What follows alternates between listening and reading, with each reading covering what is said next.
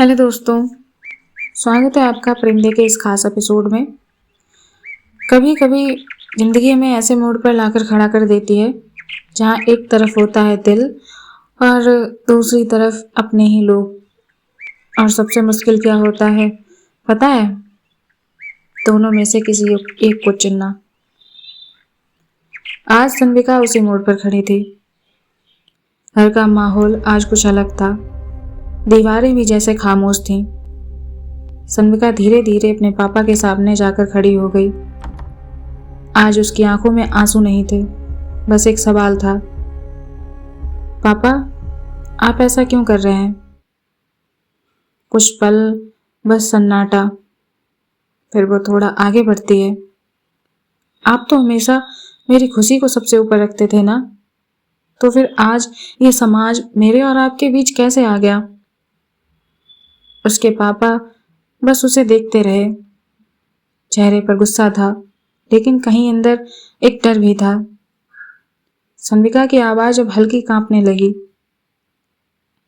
क्या मैं आपकी बेटी नहीं रही, या मैं सिर्फ आपकी इज्जत का हिस्सा थी? कमरा पूरी तरह खामोश हो गया और उसी खामोशी में एक रिश्ता कहीं टूट गया। कुछ दिनों बाद घर में वही सन्नाटा था, लेकिन इस बार सन्विका नहीं थी। वो चली गई। कहाँ, किसी को पता नहीं। बस इतना पता चला कि अब वो उस घर का हिस्सा नहीं रही। साल गुजर गए, वक्त बीतता गया। अब आरजू अपनी जिंदगी में एक मुकाम पर था। उसकी लाइफ सेट थी, नौकरी थी और जिम्मेदारियां भी। लेकिन हर रात की खामोशी में एक नाम अब भी गूंजता था, सन्विका।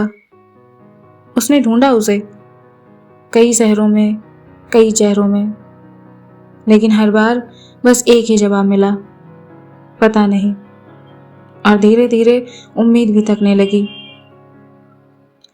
एक दिन आरजू की किस्मत ने उसके साथ फिर एक खेल खेला। एक सफर, एक ट्रेन और एक अनजाना स्टेशन।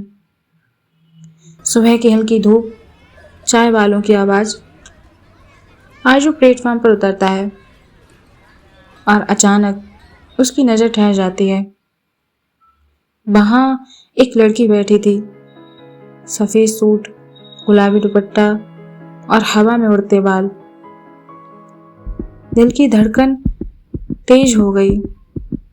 वो धीरे धीरे आगे बढ़ा और बहुत धीमी आवाज में उसने कहा, सन्विका। वो लड़की ऊपर देखती है और जैसे समय थम जाता है।